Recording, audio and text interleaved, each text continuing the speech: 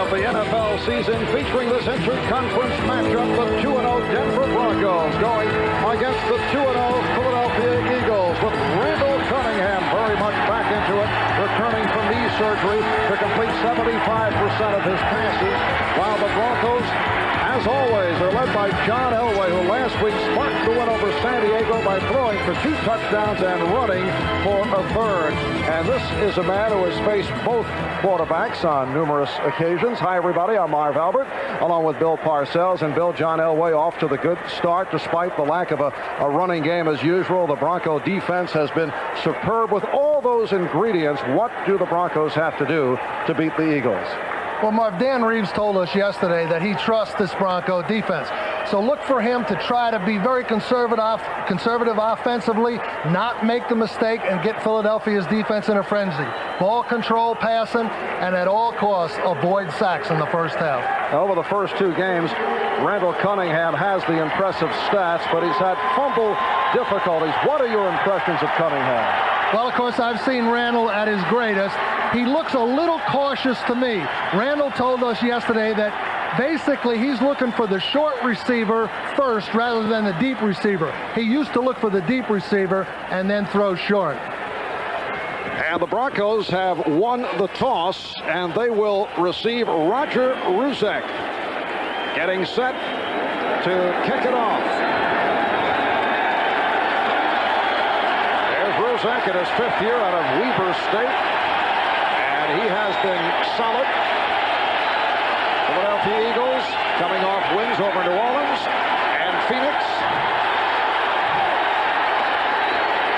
And again, the good kickoff handled by Muhammad Oliver, the rookie from Oregon, and they will bring it out to the 20-yard line. Denver offensive line has been unsettled. A potential weak spot at left tackle. The rookie free agent Russell Freeman going against Clyde Simmons. John Elway, the quarterback, Gaston Green, and Robert Perryman are the running backs. The receivers, Jackson, Russell, and the tight end Kay. When they go to the 13 wing, it's a 3 tight end alignment. Fallon Sharp comes in as an H-back. Right now, Gaston Green is the lone D-back. Throw on first down, and it is deflected and broken up. Wes Hopkins, the free safety, got a piece of it. The pass intended for Derek Russell.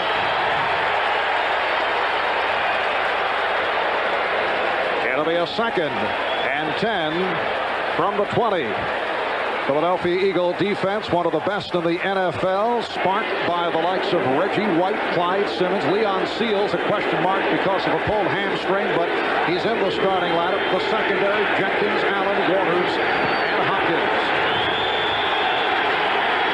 Ricky Nattiel is now flanked out to the left side.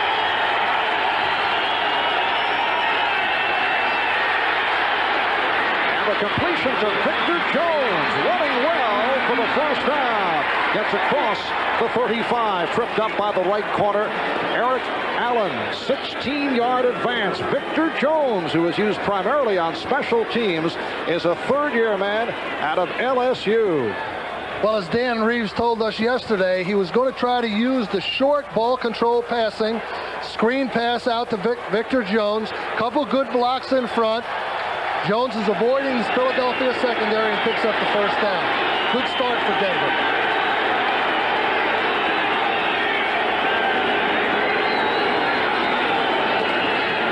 And the first down play is to the ground, and Gaston Green is stopped by the right defensive tackle, Leon Seals. Gaston Green spent 3 years with the Los Angeles Rams. This is 2nd season with Denver. Now, last year, Bill, he ran for over 1,000 yards, made it to the Pro Bowl for the first time. But he has struggled behind that offensive line. Last week, only 11 carries, 21 yards.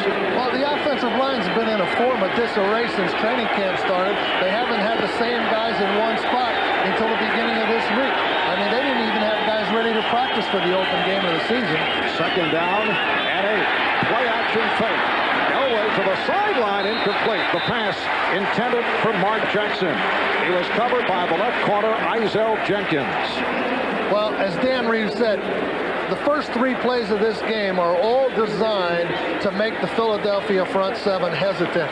You start the game with a quick little slant pass that Elway tried to get off. Then you slow him down with the screen. Now you try to slow him down further with play action. This is the first third and extra long. This is where Philadelphia's at its best. And that is a telling stat when they're third and long. And a situation where it's 3rd and 4 plus, you saw the 1 of 17. Reggie Rivers now in the backfield for Denver. And Elway able to complete, but a hard hit. The ball was blown dead. Mark Jackson took a shot, and that's short of the first down. The strong safety, Andre Waters, up to rock Jackson. Well, Andre Waters, of course, one of the most aggressive football players in the National Football League. You know, he has a little reputation for some things, and I don't think it's a deserved reputation. He's just a very, very aggressive football player. He had a couple of plays earlier in his career that were very closely scrutinized by the media. A lot of people think he's a dirty player. You don't think he's a dirty player? No, I think he's just a real tough guy. Here's Mike Horan with a beautiful punt. By Sikahema. Lets it go fly. Took a tricky hop. And we'll have to wait and see where they spot it. So the Philadelphia Eagles will go to the offense for the first time. 40-yard punt, Eagle ball when we return.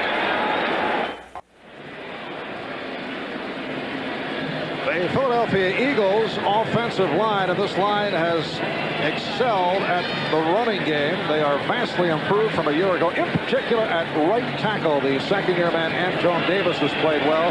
Randall Cunningham at quarterback, a rejuvenated Herschel Walker in the backfield with Heath Sherman. Fred Barnett coming off an outstanding game last Sunday night against Phoenix when they go up to what they call the quarter. Calvin Williams joining Floyd Dixon. First down at the 17, and it's Walker battling his way, but he is stacked up at the line. Herschel Walker last week ran for 112 yards, going for over 100 yards for the second straight week. The front 7 of Denver, like Philadelphia, one of the best defenses in the NFL, and the strength of this defense at the linebacker positions, led by Kroll, Brooks, Mecklenburg, and Fletcher. In the secondary, Braxton and Henderson at the corners. Good safety net. Dennis Smith, Dennis Atwater, the Tiger. They go to the extra defensive backs, and Langdon Gimri come on. There's Cunningham off the run, and he takes it out of bounds, short of the first down. Run out by Mike Kroll, who last week had 2.5 sacks against San Diego. Denver with 5 sacks in all. And Bill, there are many around the NFL who feel that Mike Kroll will be the league's next great linebacker. Well, he certainly has the speed and the ability. I think he's a lot in the mold of Derek Thomas at Kansas City, a little bit slower than Lawrence Taylor and those guys, but 2.5 sacks, he's off to a good start. Third down, 5. The Eagles from their 22. And Cunningham may have had his arm hit.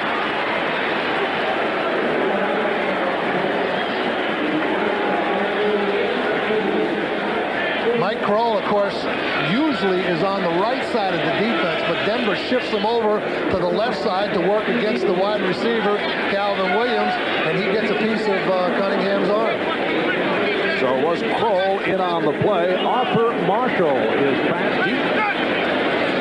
Awaiting the punt from Jeff Fiegels. And it is a good one. Marshall has to backtrack. Marshall tripped up across the 35-yard line. Marshall, a rookie out of Georgia, averaging 10 yards per punt return. A 55-yard punt.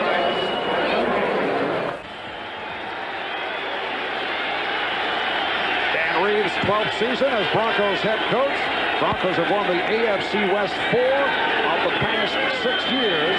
John Elway for the first time from the 35, throwing on the run and going incomplete. Intended for Derek Russell, who was covered by Izell Jenkins. And John Elway this season not calling his own plays as he did a year ago. Well, I think what the fans have to understand is the volumes of information a quarterback has to deal with. And you know, John Elway, he's got to get the right personnel in the game. He's got to get the formation out. He's got to do the motions if they have any. He has to do the line protection calls, you know, also the pass routes. And he may even have to tag it or call an audible on those offensive plays. Elway with a 2nd and 10 goes to the ground. Greg Lewis, second-year player from the University of Washington, was stopped by the combination of Reggie White and Byron Evans. You know, an example of something that John Elway might say in the huddle with those volumes of information. Now, that 13 wing, that's the type of personnel in the game. 3 tight ends. Ace right trip eagle is the formation. Dam is the motion. Ron is the line protection. 78 is the pass pattern. Half back out, Y sneak are the little tags and variations in the pass pattern. Now, he also has to recognize the defense and maybe audible out of that. It's a 3rd down and 8. Goes for the shovel pass. Short of the first down. Shot and sharp. Took another hard hit, this time from Andre Waters. And the Broncos, who have sputtered offensively, have not been able to get anything going on these first 2 series. Well, this is the second big hit by Andre Waters. And, you know, Waters is one of those superstitious guys. He usually goes around with a bald head, but you see he has hair there. His barber is Byron Evans. And they had a date at 5 o'clock on Friday for a haircut, and Evans didn't show up. So he's got hair today. He also wears that blue T-shirt under his shirt.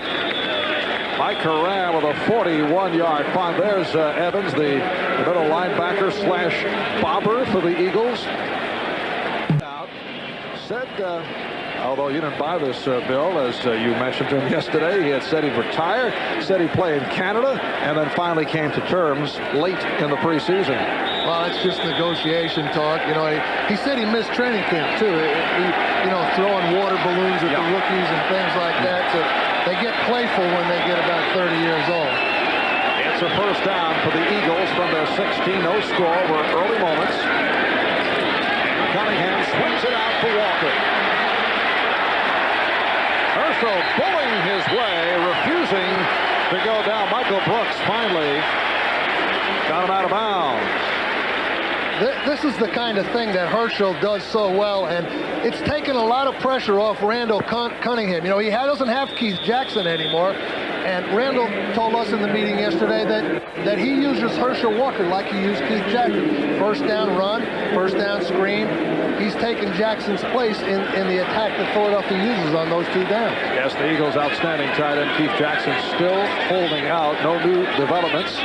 Jackson petitioning in federal court to become an unrestricted free agent. Keith Byers, who is lined up at the tight end position in the absence of Jackson. Jackson, incidentally, has a hearing set for this Tuesday, and you can see the impressive statistics Keith Jackson provided last season with 48 receptions. Keith Byers switched to a tight end position, lining up at tight end and as a wingback in a 3 tight end alignment. Well, Byers is a terrifically versatile player, and you know, when you have a guy that can do that and you lose a premier athlete like Jackson, a guy like Byers is the only one capable of taking his place. Herschel Walker running well. Has the 1st down, stopped by Carl Mecklenburg.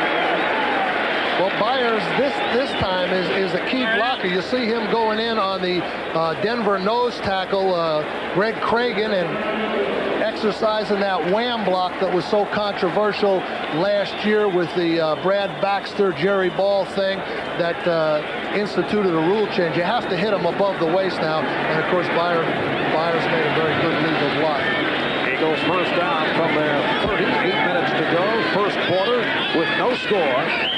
Movement and penalty markers thrown for the 1st time. Referee is Larry Nemmers.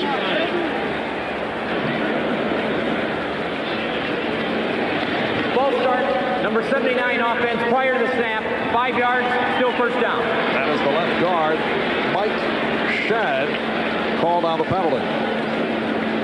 You see the left guard, Mike Shad, right there. He's the guy that's in motion, and of course, Philadelphia Philadelphia has a little change in strategy from the tapes that we've seen. You know, Byers hasn't been deployed in the backfield at all this year. He's been primarily a tight end.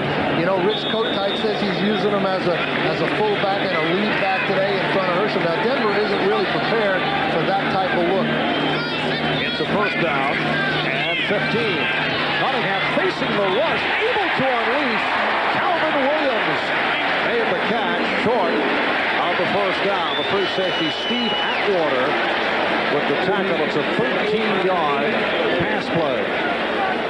With the emphasis on Randall Cunningham's athletic ability, I think a lot of fans have overlooked his accuracy as a passer. I always felt when I was in the NFC East that he by far was the most accurate passer in the division, along with our quarterback Phil Simms. This guy can throw the ball in some real small spots.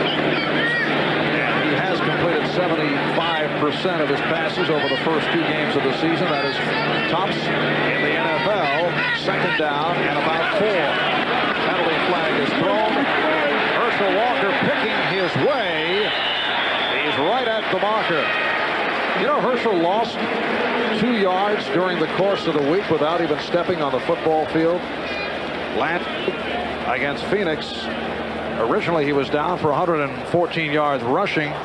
Defense in the middle of the line.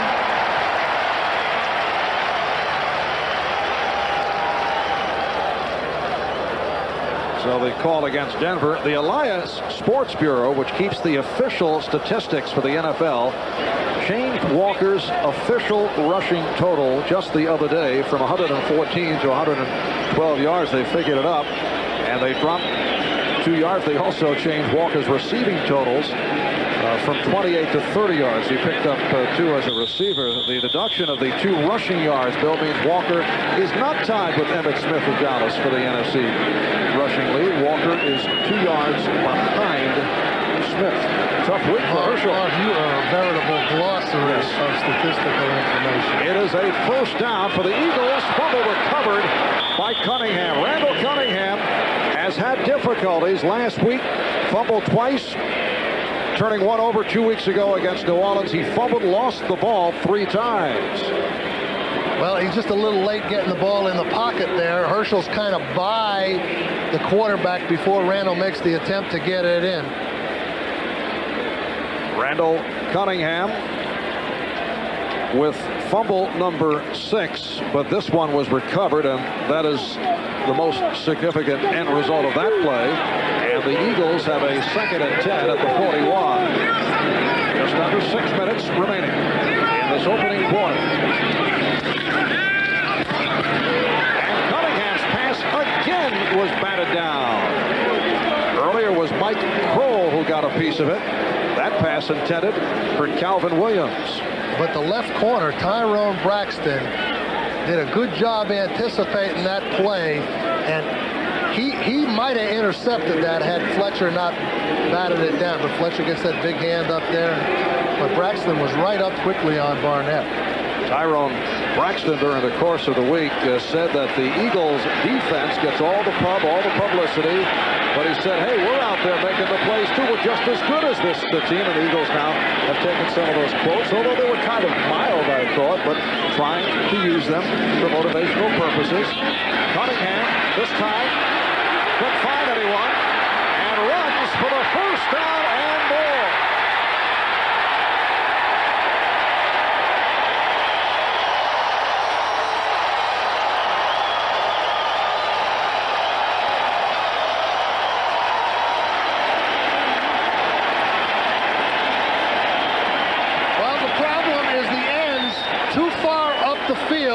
Create a space inside for Cunningham to duck in and get back out.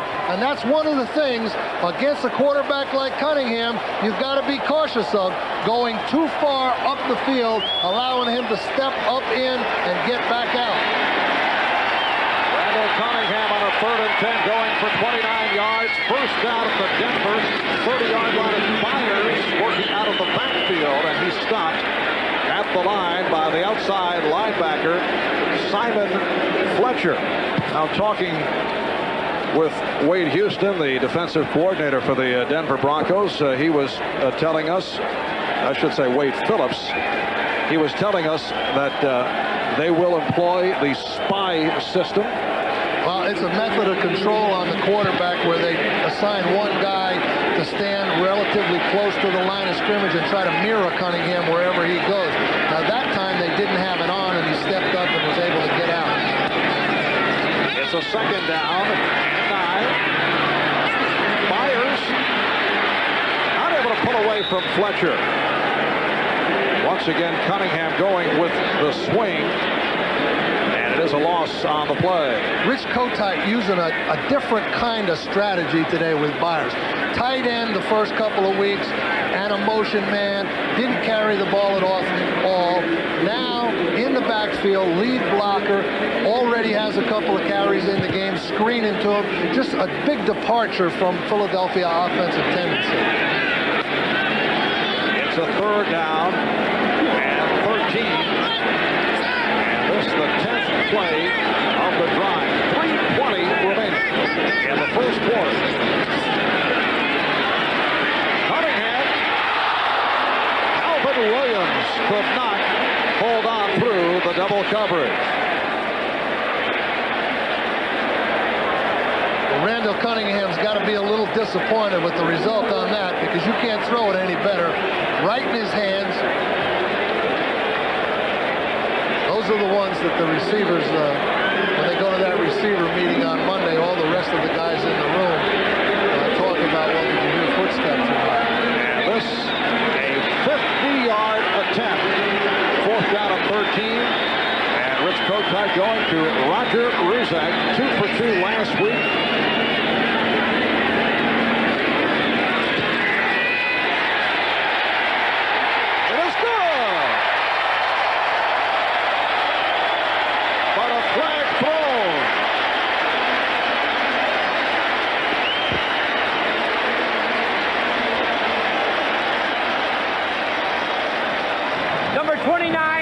Was pushed into the kicker. There is no foul on the play. The field goal is good. Roger Ruzak connects from 50 yards out to give the Eagles a 3-0 lead. Now, this could have brought up one of those decisions on the part of the Eagle coaching staff, whether to take the field goal or the first down, but it didn't turn out that way. Roger Ruzak a moment ago hit from 50 yards away. He's now 3 of 3 for the season.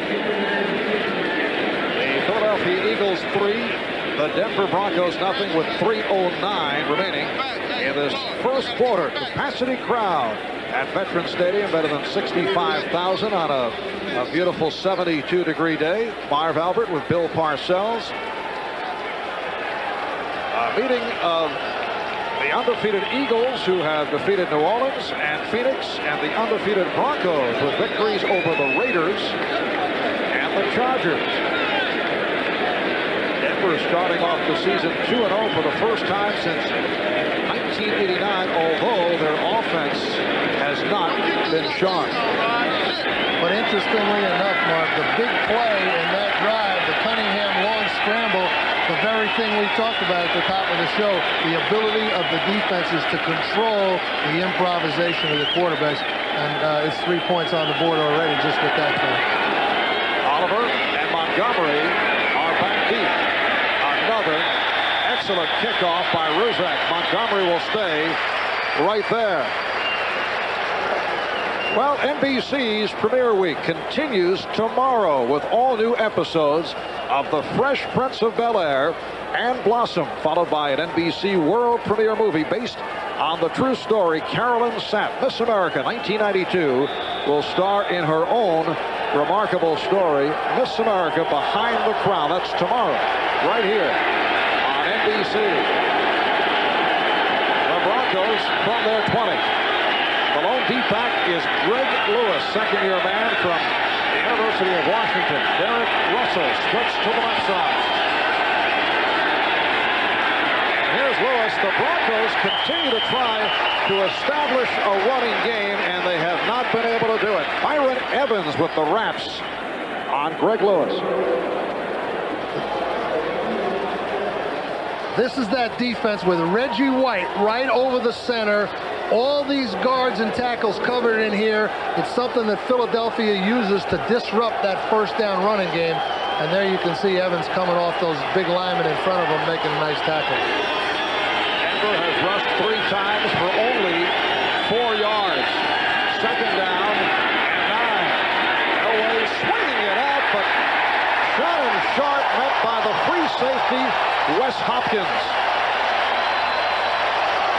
Shannon Sharp, one of those hybrid type players, a wide receiver in college, but used like a tight end and a wide receiver, sometimes a back in the backfield. They've had guys in the past. Gerald Wilhite was like a satellite player. They also have a guy named Steve Sewell who's out for the year at Denver, another type satellite player. Denver always has these guys detached from the main body. That's what satellite means, Marv. Parcells coining phrases once again. Elway. And it is incomplete. Eric Russell with the catch out of bounds. So it's 3 and out for Denver.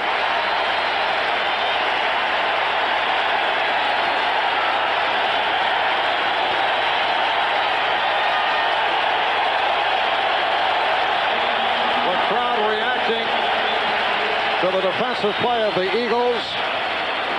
Mike Horan will punt from the 3. Live Sikahema is back at the 38. And Horan able to line drive it.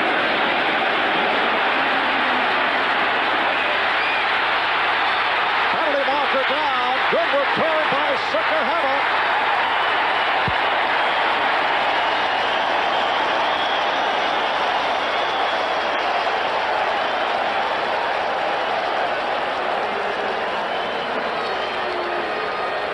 A 49-yard punt and a 32-yard return, but let's check out the penalty. There's an illegal block in the black on number 55 of the receiving team during the run back. 10 yards from the spot of the foul. That is Ken Rose. On the bottom of the screen, you see Ken Rose peeling back there on the Denver coverage man, Reggie Johnson. And had he been able to just not throw, Sikahema's a guy that can usually make one guy miss. I can attest to that fact. I've seen him close up many times. As a matter of fact, out there one day in St. Louis, he ran right by our bench, 76 yards for a touchdown. Was there a little temptation, as I recall, for you to tackle Byron as he ran by the bench? He's too fast for me. He's too fast for me, Marv. I couldn't catch that guy. First down at the 30, minute 16 remaining. First quarter, Eagles with a 3-0 lead on the Broncos. Herschel Walker takes a shot. Well, it was late in the 87 season. Vi Sikahema, then with the St. Louis Cardinals, took this punt by the Giants' Sean Landeta, and he went 76 yards for the touchdown. Now, check this out. There it is in the blue. That's a rotund Bill Parcells. My head was on a swivel there. He went by so fast. Look at him now. He's doing one of those dances. And of course, another Eagle, Roy Green, was also in that game. That incidentally turned out to be the Cardinals' last game in St. Louis before the move to Phoenix the following year. Cunningham gets it away in a hurry and has Byers. A Philadelphia first down up at the 42. Simon Fletcher ran him out. The deployment of players here now. Cunningham has got Byers at the halfback position. He's lined up where Herschel's supposed to be lined up. So Byers is a tight end. He's a lead fullback. He's a regular fullback. He's an H-back, and he also splits out on third down. Now that's more than the union contract calls for. 10 seconds remaining in the first quarter. Denver Broncos very familiar with the work of Keith Byers. Last time the Eagles and Broncos met back in October of '89, Byers ran for 93 yards, scored 2 touchdowns. That's the end of the first quarter here in Philadelphia. Eagles 3, Broncos nothing.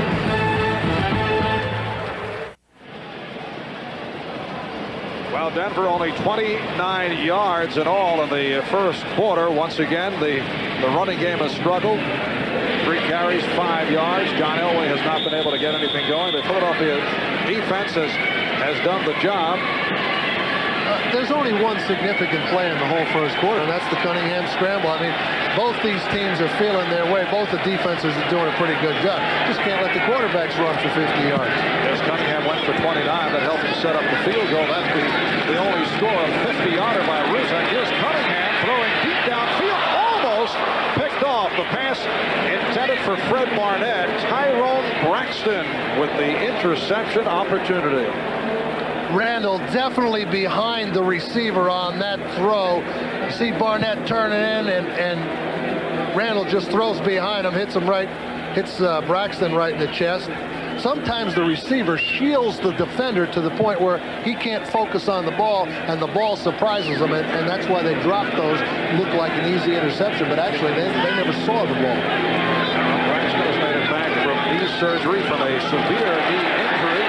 Herschel Walker continues to run in splendid fashion. Michael Brooks brought him down. Herschel Walker waived by Minnesota, signed by the Eagles as a free agent back in June, reeling off 12 yards on the play. Well, Herschel's at his best when he gets the ball deep and can exercise good vision. You know, he's very strong in the thigh area. He can run through those linebackers and defensive backs. Dennis Smith said guys like Walker shorten his career. First out of the 46. And this time they bottle up Walker. Wilbert Montgomery and Steve Van Buren, the only Eagles ever to string together 100-yard rushing games. Now, you saw quite a bit of Van Buren in your day, Bill. No, not Van Buren, but quite a bit of Wilbert Montgomery close up. And our players used to call him Timex, Marv. You know, that takes a licking. You know, that old deal, but that was his name. They referred to him as Timex. Hurt cover also. Yeah. Second down and 9 at the 45-yard line.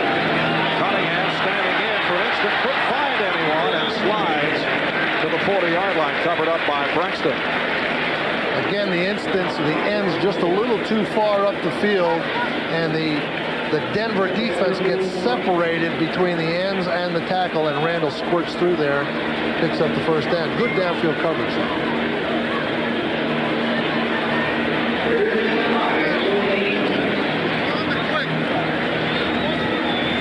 Philadelphia Eagles with Abe Alexander at center, Eric Floyd, Mike Shadd at the guards, Ron Heller, Antone Davis at the tackles.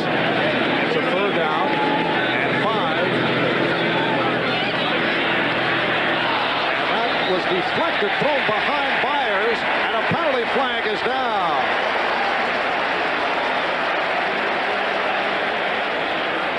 This is going to be that hit in the head or a late hit on the quarterback. Indication of a personal foul. Roughing the passer, number 56, 15 yards, first down. Michael Brooks called for the personal foul. Well, you know, the league has made an effort to protect the quarterback, and, you know, they have that two-step rule there, that type thing, and you have to pull off if you're not within 2 steps, and Brooks didn't do it, and that's a good call by the official. That cost you points when you get those defensive penalties. Put Philadelphia, instead of taking over, now Philadelphia's in the scoring zone. Eagles first down at the Denver 26-yard line. 2 minutes gone by in the second quarter. Eagles with a 3-0 lead on a 50-yard field goal by Roger Ruzek. Randall Cunningham is 4 of 8. He's run for 38 yards on 4 carries. The big one going for 29. Herschel Walker trying to make the turn. Met by Carl Mecklenburg. Number 77. With help from the free safety, Steve Atwater. There's Carl Mecklenburg. A 12th round draft pick back in '83. He's had an outstanding career. There were some football people who felt that age was catching up though going into last year, but he earned his 5th Pro Bowl appearance. I would have liked to have been able to draft a 12-round guy that went to 5 Pro Bowls, but we were never able to do that. second and eighth play of the drive. 41 fires in motion. Off the fake, Cunningham, touchdown!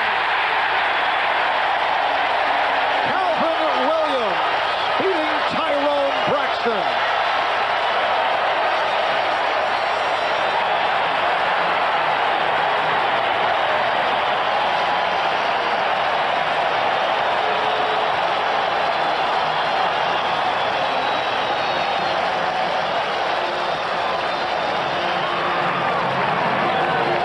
So Calvin Williams, who dropped one earlier, this time wide open. And that is his second touchdown reception of the season.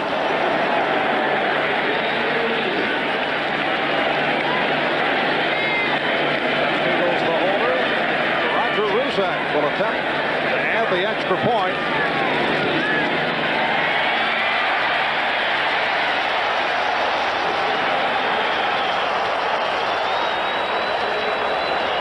Randall, in an attempt to slow the Denver defense down using a heavy play action fake. You see it freezes all the front people, and Calvin Williams is able to beat the cornerback on a post. Easy touchdown for Philadelphia.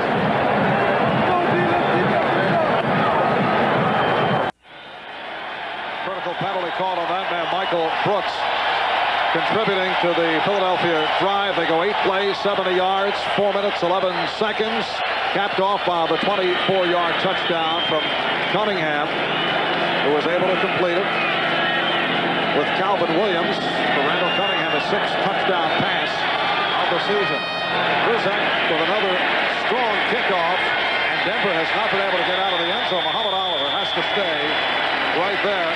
So the Eagles defensive unit back onto the field. They've been outstanding. There's Reggie White, perennial Pro Bowl player. He was all over you after practice yesterday. Bill says you robbed him of 2 Super Bowl rings. You recall that USFL's supplemental draft. Giants could have drafted Reggie, let him go, though. You went for offensive lineman Gary Zimmerman, who, as it turned out, did not want to play in the New York area. I know we were able to trade Zimmerman for a couple of real good football players, though. But can you imagine Reggie White on one side, Lawrence Taylor on the other side in the mid-'80s? Defense would have been illegal then. Denver, first down at the 20, hearing it from the crowd. And Elway able to complete again a short-range pop for Derek Russell, who was taken down by the outside linebacker, William Thomas. Denver's problem right now is that, they just haven't made any first downs at all. They haven't run the ball, 5 yards on 3 rushes. They've got to keep their defense off the field a little bit and move the ball down the field and get something going. They're throwing all this little stuff and trying, but so far they've done really nothing on offense. As you see, Denver with the fewest number of first downs in the league. Second down at 5 at the 25-yard line. Here's a draw play for Gaston Green. Try to pick his way, but he is stopped. 3.5 gone by in the second quarter from Veterans Stadium in Philadelphia. Capacity crowd 65,000 turning out. Eagles at 2-0. The Broncos at 2-0. And Denver now with a 3rd down and 2 at the 28. This is where they've had the problems on 3rd down. 3rd and little long yardage here, and they're 1 for 20 this season in this situation.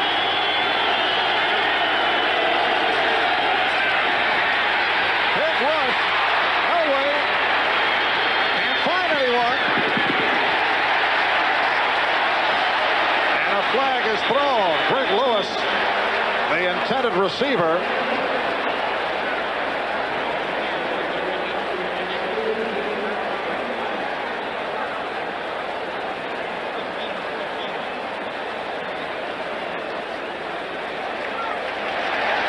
So the call against Denver. Philadelphia will refuse that. A receiver went out of bounds, came back in, and was the first to touch the pass. That's illegal touching. Penalty is loss of down. 4th down. Well, at the top of the screen, you see Greg Lewis out of bounds there and working back in. And, of course, he's not allowed to catch the ball in that fashion. You know, you can't be the first to touch the ball. Somebody else has to touch it and then tip it to you. Then it's okay. Fourth punt of the day for Mike Moran. Big rush. Just did get it away. And Sikahema calls for the fair catch. A little adventure, but able to hang on. 48-yard punt, a good one for Haran. We'll be back in a moment. Philadelphia starts out from its 24-yard line. They lead Denver by the score of 10-0, 10.5 remaining in this first half. And it's Walker on the draw across the 25-yard line. A reminder, next Sunday, NBC Sports will present an NFL doubleheader beginning 12:30 p.m. Eastern Time with NFL Live. Feature games Denver and Cleveland, Buffalo, New England, Pittsburgh and Green Bay, Buffalo and New England. Patriots last year in New England were able to knock off Buffalo by the score of 16-13. Well, every dominant team in the division has a thorn in the side, and the Patriots are the thorn in Buffalo's side. Herschel Walker continues to run well. Steve Atwater made the stop. Let's check in now with Bob Costas. Marv, injury update at Lambeau Field where the Bengals lead the Packers 3-0. Green Bay hopes Don Majkowski's injury is only a sprained left ankle. X-rays coming at halftime. Brett Favre in at quarterback now. Meanwhile, at the Meadowlands, where San Francisco has a 14-0 lead on the Jets, John Taylor of the Niners suffers a fractured left fibula. Early reports out at least 6 weeks. Back to Marv and Bill. Well, that John Taylor injury there, fractured fibula, Bob said. 6 weeks, big weapon for the Niners. Rice didn't play last week. Well, Herschel Walker picked up the first down. That's 8 first downs for Philadelphia. Rich Kotite, you know, just seems a little more at ease this year. Last year we were down here to do that third game of the season. He was kind of grinding his teeth, but he says he's learned to expect the unexpected and just kind of go with it and know there's going to be a lot of adversity and just deal with it as it comes. And he's doing a really good job with this team. First down of the 34. Herschel picking his way, and he is gang tackled. Rich Kotite in his second season as head coach. Did the job last year keeping the team together despite injury problems, that major injury suffered by Randall Cunningham, and took over from Buddy Ryan, and it was a smooth transition. Buddy very popular with his players. How about Buddy taking a little shot at you earlier on NFL Live? He said, you may have received too much credit as Giants head coach. He said Ray Handley is receiving too much. I agree with Buddy. I think the coaching's overemphasized. I do. It's the players' game, and too much credit now. Well, I'll take a little. Okay, I'll take it. That's the old Parcells. It's a second down and 9. It's Byers. He has a first down. Michael Brooks made the stop. You know what? When I was a young guy, they always used to take the guy on the playground that was the best and put him in all different spots and just throw it to him every time. Well, this is basically what the Eagles are doing with Byers today. He's in every different spot, and every first down, it's either Herschel up the middle or a little screen, or Byers is getting the ball. I'll tell you, he's a real versatile football player. Herschel Walker with a short advance. Ought to be about time for Byers again now, or Herschel just went up the middle, and now we'll have something with Byers. Philadelphia second down and 8 at the 47, 7:35 remaining in this first half. The Eagles with a 10-0 lead on a 50-yard field goal by Rizek, and a touchdown pass from Cunningham to Calvin Williams.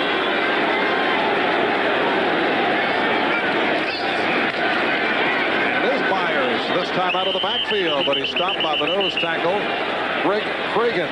Greg Cragen, an undersized overachiever. He's been described as a boxer who fights a 12-round bout every Sunday.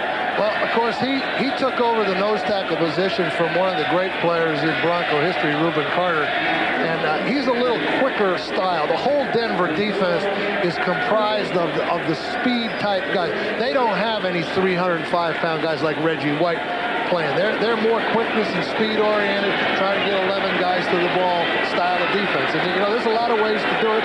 Philly does it one way, Denver does it the other. Philadelphia third down at 6 at midfield. Cunningham. And has the completion with Calvin Williams. The only question was he inbounds. The officials are confirmed. The coverage by Lilo Lang.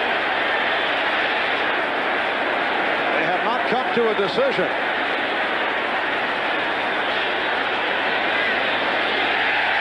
Yes, it is a completed pass.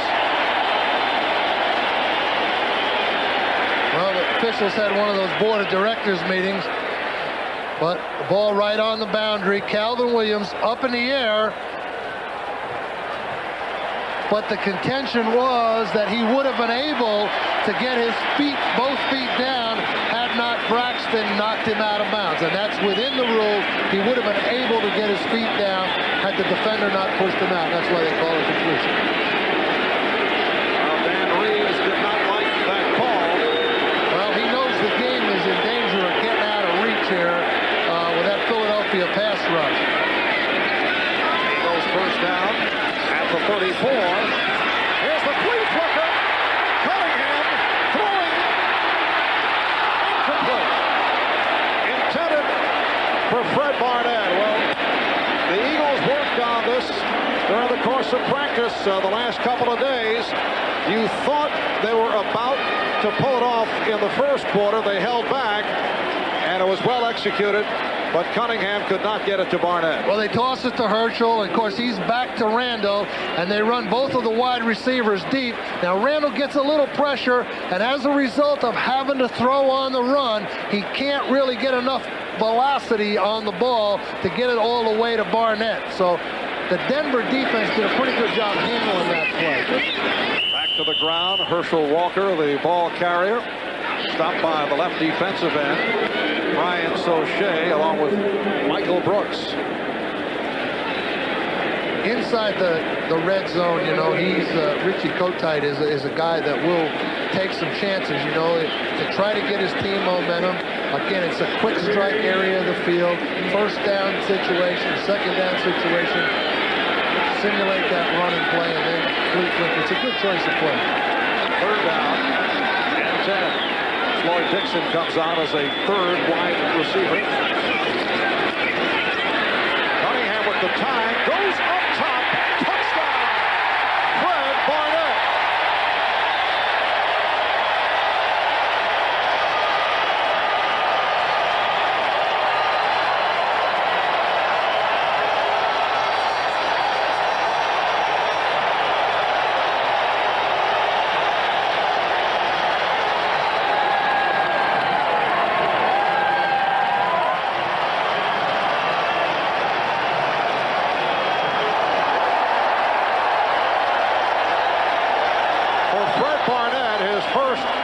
Reception of the day, fourth touchdown of the season, comes off a career game against the Cardinals last Sunday. 8 catches, 2 for touchdowns. This goes 34 yards for the score, and Roger Ruzak adds the extra point. The Eagles with a 17-0 lead on the Broncos. Fred Barnett's turning into the big play receiver in the league. He gets inside the corner, beats Steve Atwater, the free safety, who has him deep. And another easy throw for Cunningham. Well, Fred Barnett did not play football until a senior year in high school. His mom felt it was too dangerous. And then he went on to start him at Arkansas State. Missed most of the preseason this year with a shoulder injury. And he is off to a terrific start. The Cunningham to Barnett touchdown pass, giving the Eagles a 17-0 lead. And finally a kickoff return. It's Montgomery, and he's hemmed in at the 13-yard line. Excellent coverage by the Eagles special team led by little Mark McNeil.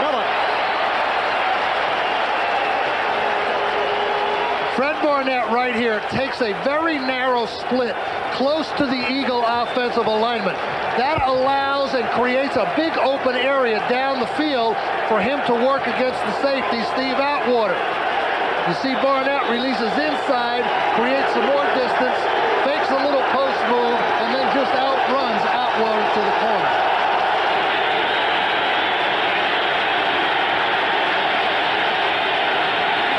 Denver starting out from its 14. They have been handcuffed to this point. And the snap was fumbled, and the recovered by Victor Jones. Byron Evans also involved. I've been on the other side of a couple of these feeding frenzies on the part of the Eagle defense. John Elway said yesterday that this is the worst thing that can happen because the Eagle defense feeds on things just like this, and it's like bees on honey. Now, the more honey they get, the more bees start showing up. So right now, you got the whole hive loose in the Denver. I never quite thought of it that way. Well, neither had I. Elway. Well, Elway now looking at a 2nd and 15 from the 9-yard line. Goes out of a shotgun, taking no chances, and it's an end around attempted by Arthur Marshall. And he's run out of bounds. Marshall, a rookie from Georgia, signed as a free agent, bothered by a torn rib cartilage suffered last week in the game against San Diego. And it sets up a 3rd down and 5. And you can see the difficulties of the Broncos here in the first half.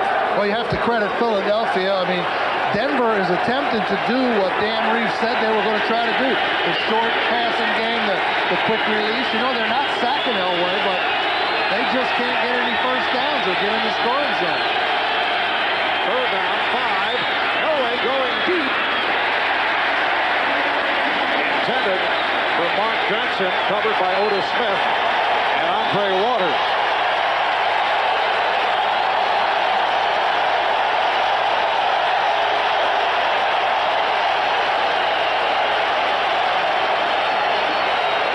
Again, Mike Haran back to punt, and the Eagles go with 2 deep men, Sikahema and the speedy Jeff Seidner, a 6th-round draft pick out of the University of Hawaii. Rich Kotite's very high on Jeff Seidner. He said he's a very explosive return guy. And you got 2 guys back there that can go all the way for a touchdown. And it's a luxury to have 2 good return men. You know, not many teams have it.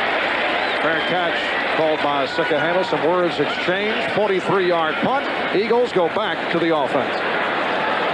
Back to Veterans Stadium in Philadelphia. Marv Albert, Bill Parcells. With 3:38 remaining first half, it's been all Eagles. They lead by the score of 17-0. Keith Byers snagged up. Very short pickup for Byers. Dennis Smith, the strong safety, was on hand. Dennis Smith in his 12th year out of the University of Southern Cal. Chatted with Dennis yesterday afternoon. Going into last year, he had said he wasn't sure that he wanted to continue playing, but he had a standout season, made the Pro Bowl for the 5th time. Here he is for a 12th NFL season. Yeah, but all his friends are gone, Mark. He said he didn't have a roommate. You know, he said he lives alone. It's like all his guys graduated. 2nd down and about 7 at the 41. Cunningham finding the room, goes sideline for Barnett, and a 1st down. Wyman Henderson on the coverage. Well, Barnett, you know, was taken a little lower in the draft than a guy with his ability you'd expect. He played at Arkansas State, and while he was there in college, they were running the wishbone, and you never really got a good chance to look at his pass receiving skills in the wishbone attack. It was all play action passes. So this guy, Buddy Ryan, researched and drafted him, and this guy's a premier guy in the league right now. Are you giving Buddy credit? Trying to make friends now? Herschel Walker once again refusing to go down. Dennis Smith, the strong safety, making the tackle as we approach the 2-minute warning. Herschel Walker, 12 carries, 40 yards to this point in the first half. 2 minutes to go in the half. We'll be right back. Wouldn't it be up, it's the Domino's Pizza NFL Live halftime report. Bob Costas, O.J. Simpson, and Buddy Ryan will bring you up to date on all the action around the NFL. Gail Gardner will visit with your old friend, Cleveland Browns tight end Mark Bavaro. That's coming up at halftime. Well, now there's a guy that bloodied Buddy Ryan's nose a couple of times down there in Philadelphia. Mark Bavaro, they had a hard time with him. Hard-nosed player, Mark Bavaro, able to make the Cleveland Browns, who obviously have had their difficulties. Play action. Cunningham couldn't find anyone, and he's hauled down. Greg Cragen with his second sack of the season, first of the day for the Broncos. Good choice by Randall, though, not forcing the ball down the field with the lead. You know, they got a chance to put the kill shot on Denver right here if they could drive it in the 2 minutes. What you don't want to do is throw an interception and give Denver a little life going in at halftime. Denver last year led the AFC in sacks with 52, jumping from the figure from the previous year. Last season, the Broncos went 12-4, finished first in the AFC West, had an outstanding year defensively in the playoffs. Denver beat Houston and lost to Buffalo in the AFC Championship game. This afternoon, have not been able to get anything going against the Eagles. And you can see another reason for the improvement. Same number of touchdowns when you compare the record of 5-11 in 1990 and the turnaround to 12-4. However, this is where they really were able to demonstrate improvement. That helped to turn the season around. Well, defense is the key to any sport, and you can see it's reflected in that record there. Denver, big improvement, 20 touchdown improvement.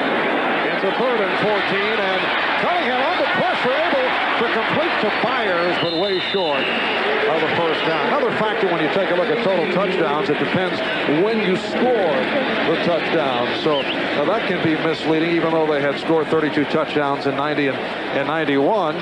Some of those touchdowns may have been scored in blowouts in the season where they struggled in 1990. It's really when you score. Well, same thing with yardage. You know, there's a lot of concession yardage and sometimes concession touchdowns. You trade points and yards for a lot of time, and sometimes when you're way ahead, you can do that, and so statistics are not always the true tale. Penalty marker down. Fiegels getting off the punt to Arthur Marshall, and they will down it inside the 5. Jeff Fiegels with a strong game in Phoenix last week. Put 2 inside the 20. Jeff able to put 1 inside the 5 as it was down by Jeff Seidner.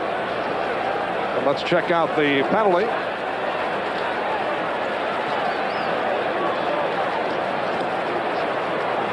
Against Philadelphia. Down to 1:37 remaining in this first half. Eagles with a 17-0 lead. The kicking team was offside. Number 85 lined up in the neutral zone. 5 yards. We'll repeat 4th down. And that was the man who got downfield. He has good speed, but perhaps not that fast. Jeff Seidner, the 5'6" rookie from the University of Hawaii, was called on that penalty. You're not used to seeing 5'6" guys on the Philadelphia practice field, but yesterday I saw 2 of them, Seidner and McMillan, both guys about 5'6", and after you talk to Reggie White and a few of those, these guys surprise you. You think they're, vendors or some guys. Wait a moment. Parking lot or something. Vendors. Marshall had the ball popped loose. Arthur Marshall took the hit, but it appears the Broncos were able to recover. That was only a 35-yard punt and a 3-yard return, and it will be Denver on the ball at about the 23-yard line. Well, one mistake by Seidner cost Philadelphia excellent field position. Instead of having Denver backed up on the 5-yard line, the fumble you see recovered by Denver, Denver winds up on the 22-yard line. Now, Philadelphia could have used their timeouts, held them back, forced the punting situation, maybe gotten a field goal out of it. Victor Jones on the recovery. What about those vendors who were Working on I don't mean there's anything against benders. They don't look like football players. They're a little short for football players. Reggie Rivers. What you're saying is they were short benders. Short benders, yeah. Mark McMillan goes 5'7", a rookie from Alabama, and the 5'6" Jeff Seidner. Second down and 9 as we come up on 1 minute to go in the first half. And Elway completes for the first down. Looked like the forward progress will be marked for Arthur Marshall as a 10-yard advance. It's the first pass John's gotten down the field. Most of the others have been in the flat. He's attempted a couple, but that's the first one he's hit down the field. Denver in the hurry up. 40 seconds to go in the half. That was nearly picked off. Flag is thrown. Eric Allen going for the interception. The pass intended for Derek Russell. Denver's going to be called for holding there, and this is the situation. Philadelphia's pass rush so strong. Offense, holding, number 76, 10 yards, repeat first down. That's the right tackle, the veteran Ken Lanier, number 76, called for the hold. Well, Lanier, number 76 on the right side. Of course, he's got Reggie White, and they're giving him a little help with another back chipping off, and they still get the holding penalty. And, you know, that's better than a sack, really, because sack you usually get the quarterback 5 or 6 yards. Here you get him for 10. Russell splits to the left, Matias to the right. It's a 1st and 20. Elway is tripped up.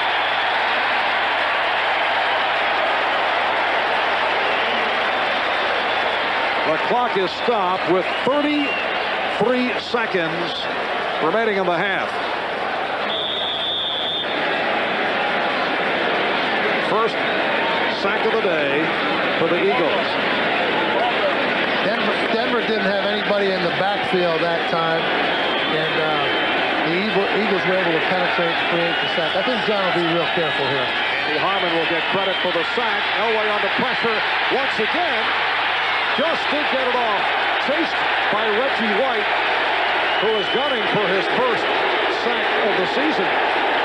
Well, he's gunning for his first sack, but he's creating havoc in the Denver backfield today. You know, statistics aren't always the tale, as we said a minute ago. This guy is back there with a lot of heat on him. He's been back there 3 or 4 times already today. Reggie White, perennial Pro Bowl player, at 15 sacks last season. He has 110 in 107 games. The only man in the history of the league to have more sacks than games played. Well, if you want to do anything against the Eagles, you better block Reggie White, and you better take as many guys as it takes to do it to get the job done. And it's back to the ground for Greg Lewis with time running out in this first half. And a timeout is taken with 7 seconds left in the half. Delay a game on the offense, 5 yards, still third down. Please put 11 seconds back on the game clock. Denver's got to be careful. I think Philadelphia might force them into a punting situation here. I think Dan would like to get into the dressing room without having to punt the ball if he could, but I don't know whether he's going to be able to if Philadelphia uses their timeout.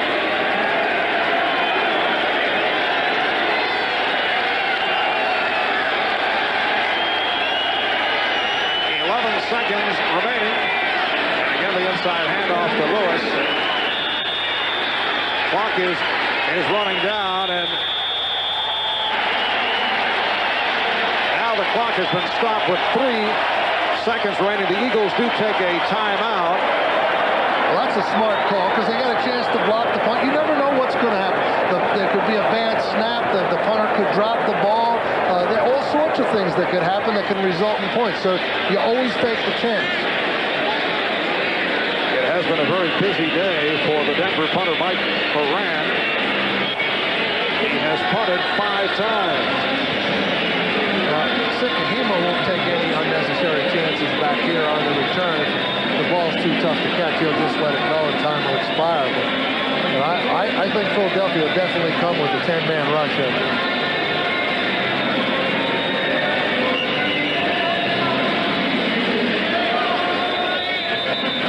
seconds remaining in the half.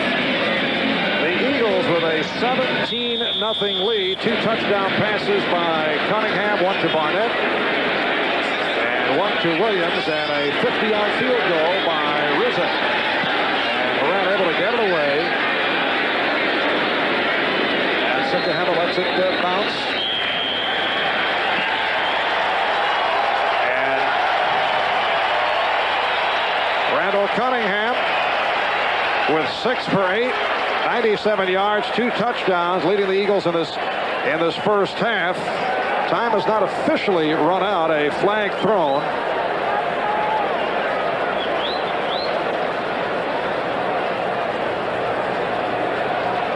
We'll hear the official word from the referee, Larry Nemmers.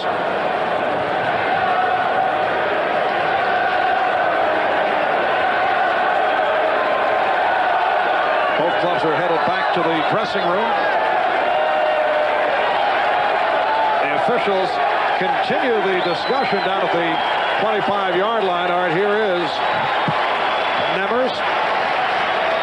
We have illegal hands on the offensive team prior to the kick.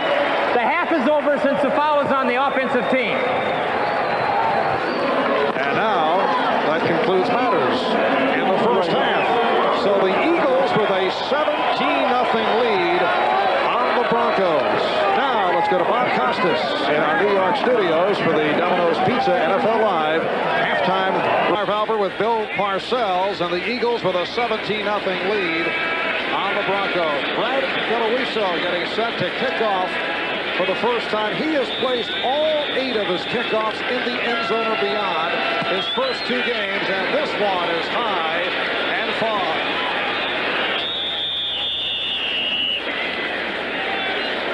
Now let's take a look at the Coors Light halftime statistics, and it has been all Philadelphia in that first half. Well, surprising, the big thing there, time of possession. Of course, Denver 19 yards rushing, not much offense at all. No turnovers, pretty clean game, but Philadelphia, big plays. Randall scrambled at one time, hit the big play to Williams. One more score here, and Denver really probably doesn't have a chance to win this game.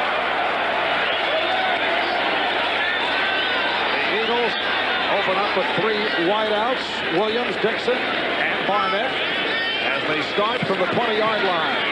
Randall Cunningham able to complete to Calvin Williams for a short advance. Tyrone Braxton on the stop. A superb first half for Cunningham.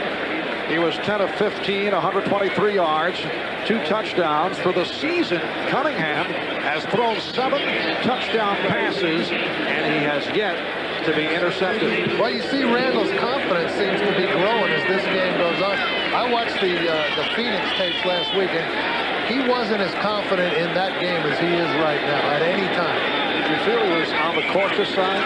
I thought he was a little cautious, but today he just seems to be a little more aggressive in his will to scramble. He told us yesterday that he thought he was going to have to run more today, so mentally he's geared to running a little more today than he was down in Phoenix.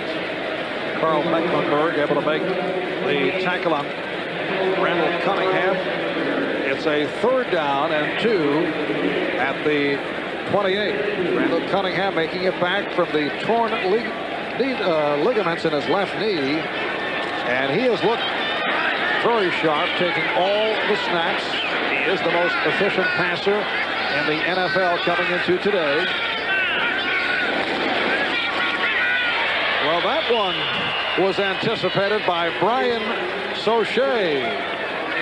Sometimes in a nickel situation, you try to run the ball at a traditional running player, in that case a pitch out to Walker.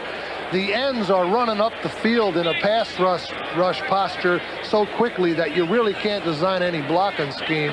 And then Soche got up the field right in Walker's face, and Walker had no chance.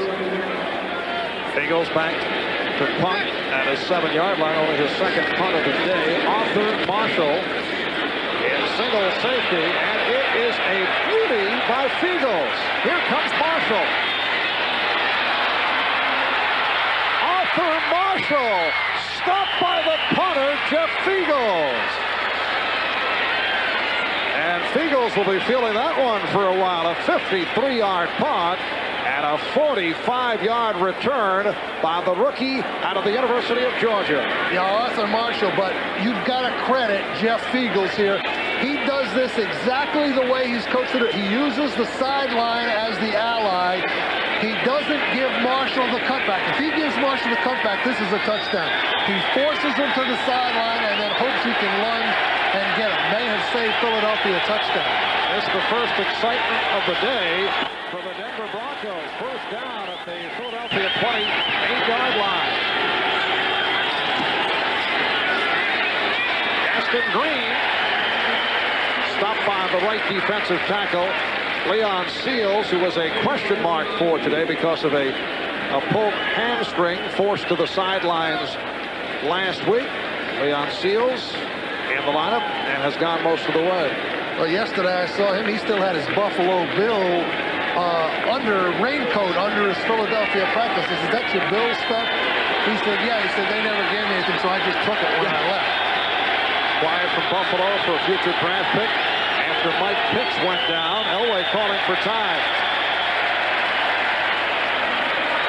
So a timeout spent by the Broncos. You hate to do that here. It gets the crowd into the game, and you know, I'm sure Coach Reeves didn't want John to do that. All right, we'll be right back. So what about that Denver timeout just a moment ago? One of the downsides about using multiple personnel, same play, lots of different people, sometimes you get the wrong people in there. You don't want a bad play. You got to use the timeouts, and that is a downside of multiple substitutions. It's a second down and 8. Elway under pressure. Reggie White with his first sack of 1992 and the second sack of the day for the Eagles. Well, Reggie White coming around. Now Elway steps up. This is a blitz situation for Philadelphia. Reggie comes from his left end, works over the middle, and is able to corral Elway. John was expecting blitzes from Philadelphia in the red zone, though. 3rd and 11 at the 29.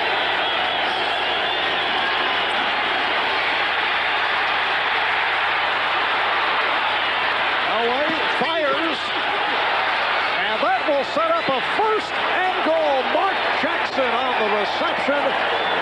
A penalty flag has been thrown further upfield, but Jackson with a nice catch and was able to take it in bounds. However, the call against Denver.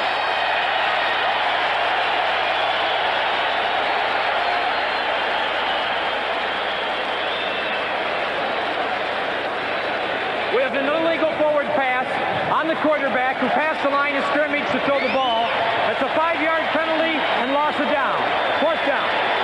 Well, one of the worst penalties you can have because you lose the down and you lose the yards also. So now Denver's in a field goal situation. But John Elway has the uncanny ability to get how he got out of that rush is beyond me. Heavy pressure up the field from Reggie. You see ducks under Reggie. Okay, then he outruns Harmon, and here he is coming right up to the yard marker, and as he throws, his left foot is across the plane, so it's a good call by the official. Denver will attempt to put some points on the board. A 49-yard field goal attempt for David Treadwell. No good, off to the right. David Treadwell, not noted for long-range field goal accuracy, is not able to convert. Well, here's a case where the punter does more than punt the ball. He saves a touchdown run. Now, one-on-one in the open field should belong to the punt returner, but as we said before, Fiegels uses the sideline, forces the runner out of bounds, and allows the defense to make the play. Pretty spin move by Keith Byers, ripping off a 1st down. 13-yard pickup for Byers. Kenny Walker, the right defensive end, made the stop. Well, Byers, this is a big departure on the part of Philadelphia from the tendencies that they had accumulated over the first weeks. Byers had not even carried the ball. Now he's a featured runner receiver. They'd used him in the passing game, but Rich Kotite has to be commended with his play selection because Denver is not looking for Byers on the run. Kenny Walker, right defensive end, a remarkable story as once again Byers gets the call. Kenny Walker, only the second deaf person to play in the National Football League, following, you remember, Bonnie Sloan, who was with the St. Louis Cardinals back in 1973. Kenny Walker in his second season out of Nebraska and has taken over the starting role at right defensive end. Wade Phillips said that, Kenny doesn't have any problem with the defenses. The only thing he has trouble with sometimes on the line of scrimmage is the audibles, and the Mecklenburg and Brooks just tap him, and he knows which way he's going. He's been around long enough now to get a feel for it. Second down and 8 at the 47-yard line. Little cat and mouse with Randall, fake the safety blitz. He called the audible, and then Denver backed out of the blitz. And Cunningham able to complete the tight end Pat Beach. Cunningham was being chased by Jeff Mills and was able to unleash to Pat Beach. The safeties come up and try to time out the safety blitz. They get there a little too early. Randall sees it. Here they come with the backers. Randall sees it. He calls the audible. Now the Denver secondary checks out and goes back to its zone defense and hoping that they can catch Randall in the wrong play. Pretty good cat and mouse right there, Marv. Not the first reception of the day by Beach. First down at the 37. Timing pattern, and it does work to perfection with Barnett.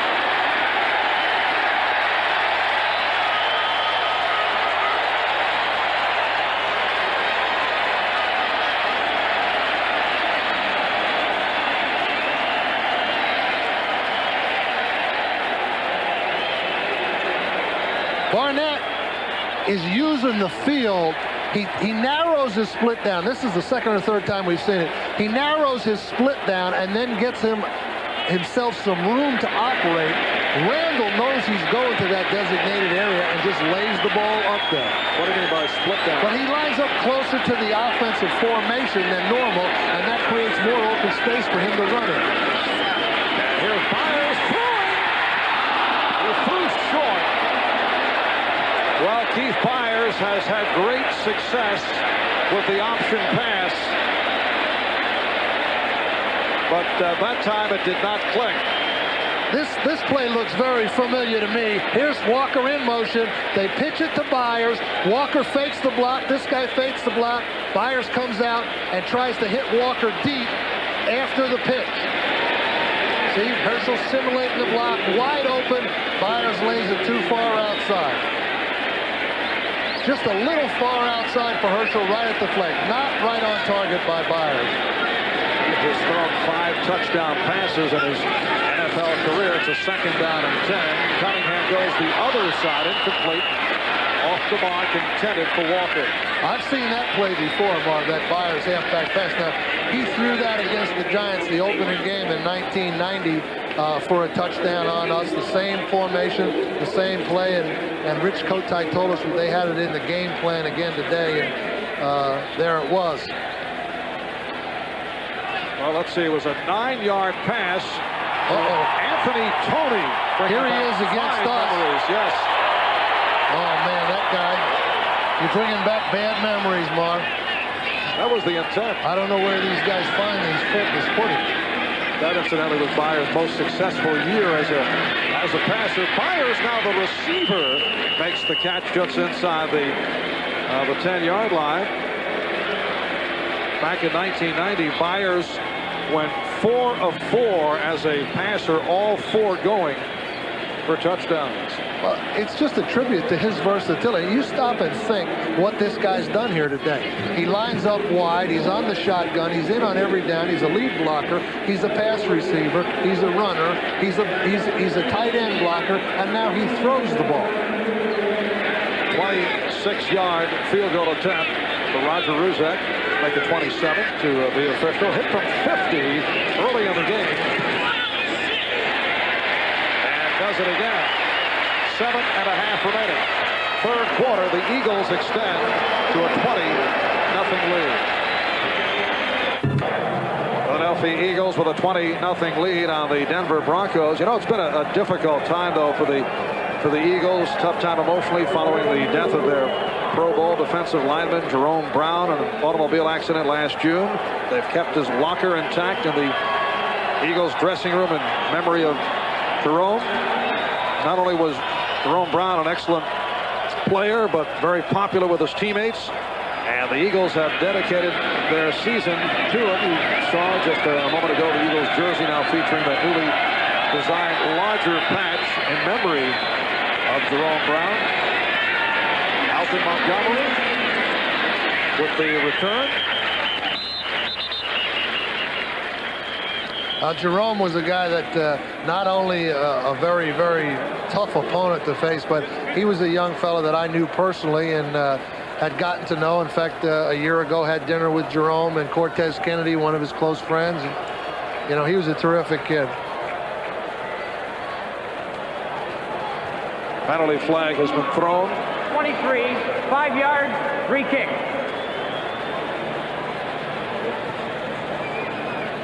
It's called on Heath Sherman. And it will be a do-over. Philadelphia Eagles with a record of 2-0 beat New Orleans at home, won at Phoenix last Sunday night. So much for the Bruce Coslett almost guarantee. Wasn't quite a guarantee of a victory, but trying to charge his club up. He said we will beat the San Francisco 49ers, and the Jets taking a beating at the Meadowlands. 31-0. Woo. San Francisco. That's got to be a shocker for the Jets. They're going to go to 0-3, and you know, with Buffalo, such a strong team, that right now, you know, people don't think of it in that way, but the only thing they could possibly hope for is a wild card right now, with 13 games to go in the regular season. And yes. That's not the best thing to be hoping for this time of year. Well, you look back at precedents when you get off 0-2, 0-3, the numbers tell the story. That is their best hope, and will be tough with Jeff Lageman out. Best defensive player, sidelined for the season. It's such a fine line between winning and losing. That's why a team like Philadelphia has been close so many times. You know, they're running out of chances. Their players know it. Their coaches know it. This team is going to be an aging team in a year or two. This looks like the best chance that they've had in a long time to get to it. Of course, you got to be playing good in December and January to win the Super Bowl. It's always nice when you get off to a good start like they have. Montgomery taking that short kick and returning to the 34-yard line. We approach 7 minutes remaining in the third quarter. John Elway has been silenced to this point. Only 2 first downs picked up by Denver. And Elway is hauled down again. Third sack of the day for the Eagles. Clyde Simmons with the sack, but you see the penalty marker down. Clyde Simmons had 3 sacks last Sunday night against the Cardinals.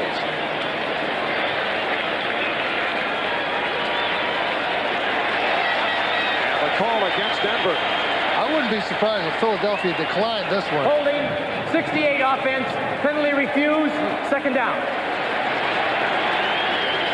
On the top of the screen, the left tackle, Russell Freeman, working against Clyde Simmons. Now, they're trying to use Greg Lewis a little bit to help Freeman, but Lewis doesn't get a piece of Simmons, and Simmons, of course, is the leading sacker for the Eagles this year. Very tough assignment for the free agent rookie out of Georgia Tech. Russell Freeman, second down and 17. Elway, incomplete. Eric Russell, who took a hit, not able to hold on. And Russell shaken up. Otis Smith on the coverage, and words exchanged between the Broncos and the Eagles. Back to the subject of Russell Freeman. He grew up amid the steel mills of Homestead, Pennsylvania, going up against Clyde Simmons after facing Leslie O'Neal of San Diego last week. He was a third-team All-American in his senior year at Georgia Tech, but was ignored in the NFL draft. And the blackest mark on his football resume was the stroke that he suffered back in 1984 as a sophomore in high school. Weakened the vision of his right eye, left him with temporary paralysis, nearly forced him to give up sports. And the jury was out. He was not drafted, but here he is in the starting lineup at left tackle for the Broncos. Elway airing it out. And let's see, is it intercepted? Yes. Otis Smith able to pick it off.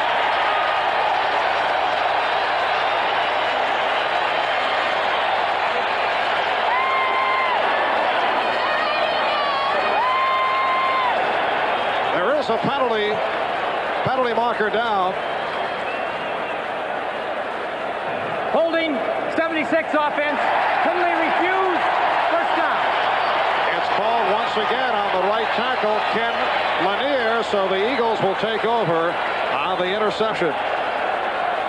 One of the ways that Philadelphia tries to control the ability of Elway to scramble is to rush 5 guys. Now you see 5 guys rushing. It kind of keeps a full-prong attack on Elway, and he throws the ball up, and the Philadelphia defensive back Smith makes a nice interception. A touchdown. It's a 1st and 10 at the 36-yard line. Keith Myers gets the call.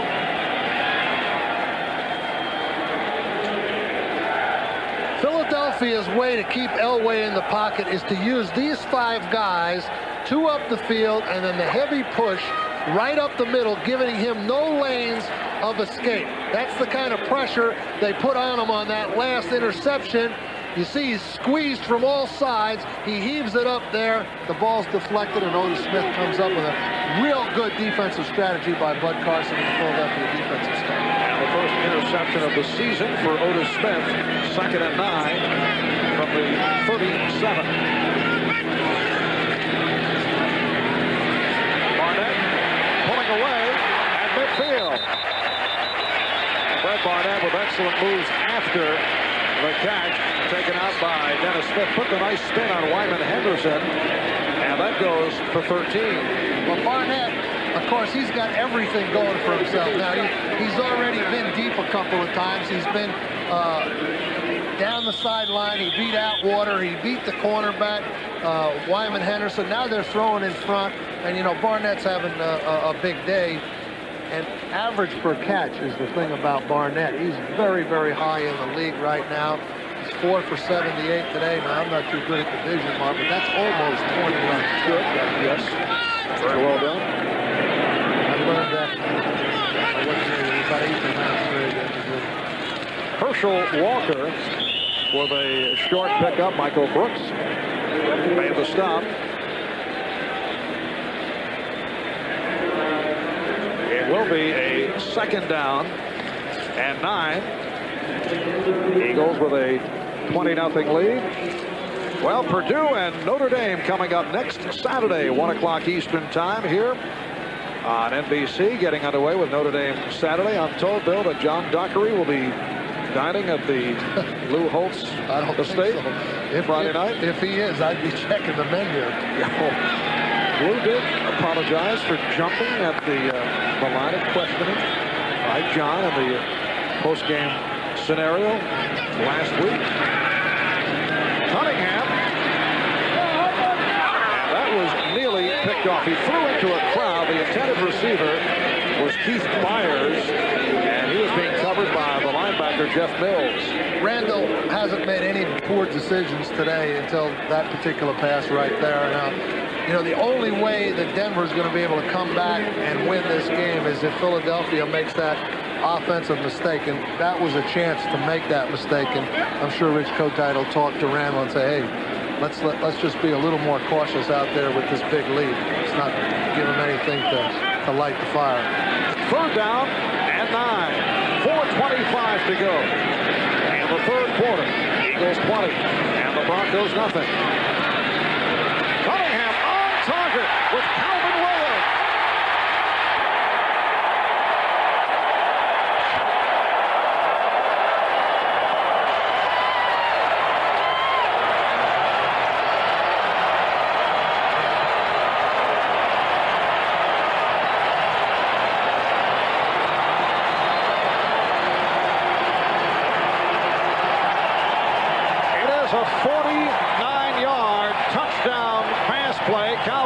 second touchdown of the day, and the Eagles open up a 26-0 lead.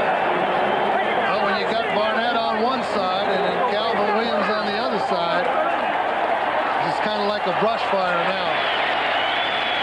5 plays, 64 yards, and they did it in 2 minutes and 19 seconds.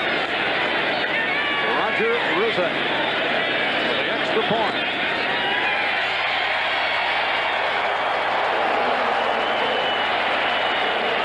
These Philadelphia receivers are starting to come into their own. You know, Buddy Ryan drafted all these guys at once, and another guy named Bellamy that didn't make the squad, but Barnett's going great now. Calvin Williams is going great now. And, of course, Randall, he's real happy about that throw. Well, I tell you, I'd hate to be in John Elway's shoes right now, Marv. 27-0 on the road against this pass rush. And this is the thing he was talking about, the bees and honey thing. That, you know, the more honey they get, the more bees you got. Well, he's got a lot of bees now. Yes, they'll be just taking shots. Elway, in the last meeting between these two clubs back in '89, was sacked 7 times. That was in Denver. Eagles winning 28-24 as they force 6 Denver turnovers.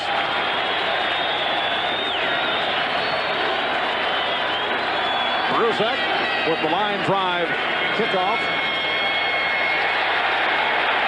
And he runs it out. Arthur Marshall looked confused. And Marshall able to work his way out near the 15.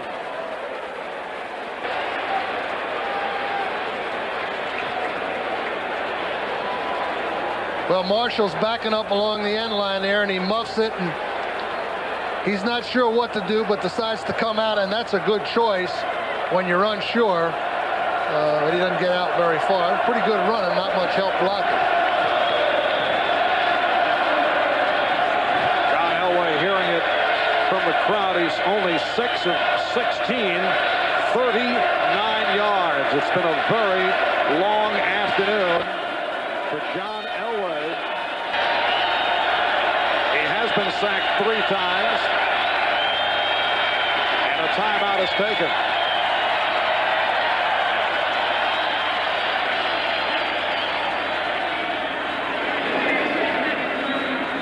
So the Broncos call for time. Well, tonight it's an all-new secret.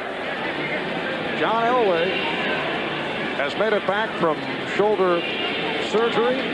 Coming into today, completed 50% of his throws. Last week against San Diego, 14 of 24, 2 touchdown passes, ran for 16 yards, only 5 fewer than Gaston Green. Denver not able to get anything going on the ground. And that also the case here today. They have not been able to establish an offensive personality. Well, they were going to try to throw short early, and they did. They had time to throw early, but they just couldn't hit enough of them to get a drive going. So now they're faced with this big deficit and having to have a big play, or a lot of big plays. First down at the 15. Leon Seals with the wraps around Reggie Rivers. Reggie Rivers, a second-year player from Southwest Texas State, signed as a free agent last year, and he is stopped by Seals. Well, they're trying to trap inside, and Philadelphia's in a pass rush mode, and you're just not going to be able to do much with those inside people here now. They're playing pass. They don't care about a little running play up the middle. 2nd and 11, and penalty flags are tossed.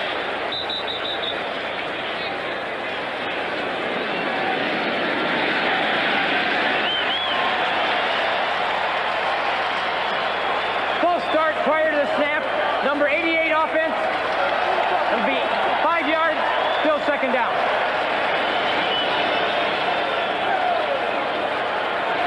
Well, the tight end Clarence Kay just lunges forward, and of course Reggie White is keying on any movement, and this is a another thing that happens in these kind of situations. You know, the offensive linemen get jumpy. The defensive guys are just playing fast. And it's just a one-dimension game. And when you're playing a one-dimension game, the defense just has all the advantage that it could possibly want.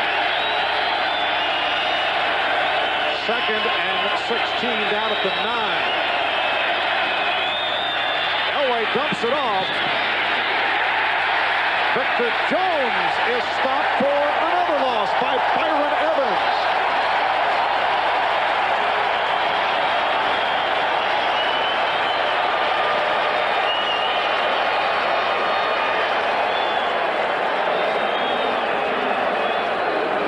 This is the play that Elway hit about the 2nd or 3rd play of the game. Little screen to Victor Jones, and of course Evans is out there making a real good attempt at a tackle, and Eric Allen and Mike Golick kind of come up and finish it off. You know, everybody's in on this thing now. Usually it's just Reggie and Simmons and Joyner and some of those guys. Now you got them all. 3rd and 19, back at the 6. Elway couldn't find anyone. Had to go down. And the punting unit will check in.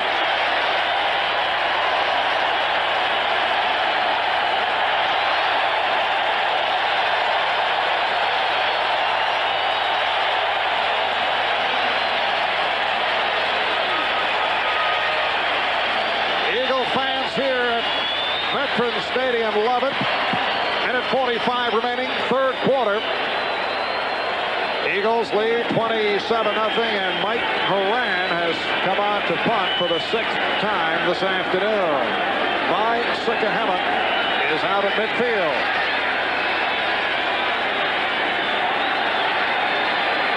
Big rush.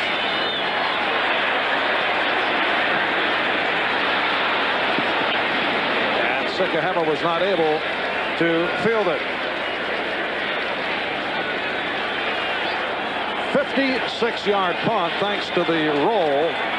So the Eagles back to the offense, and they'll take over at their 35-yard line. A reminder, next Sunday NBC Sports will present an NFL doubleheader. It gets underway 12:30 p.m. Eastern Time with NFL Live featuring Buffalo and New England. As we mentioned earlier, Patriots were able to win in Foxborough against Buffalo last season, 16-13.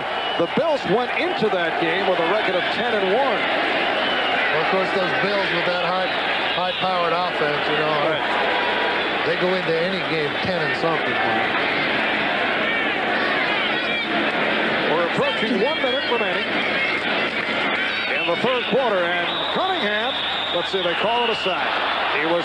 He thought he got it off. He did not go down, but Shane Dronette, a rookie from the University of Texas, will get credit for the sack. Well, that's that new rule there where they're going to let it go just a little bit longer and only call it a sack if there's exact control. And, of course, you can see that Dronette has him cold there, and Randall's just hoping for something that he wasn't going to get. Last week, Shane Dronette came up with his first NFL sack, and then he lost it on a penalty. So this one is now in the books. His first as a professional. 2nd down and 15 at the 31. Draw play for Herschel Walker, and that is stifled. Steve Atwater up from free safety to make the stop. The last time the Denver Broncos were shut out was back in 1988. New Orleans Saints did it. Broncos have been shut out only twice during the course of John Elway's career. He's in his 10th NFL season. First time was back in 1984. And the Broncos trailed the Eagles 27-0 as we close out the 3rd quarter.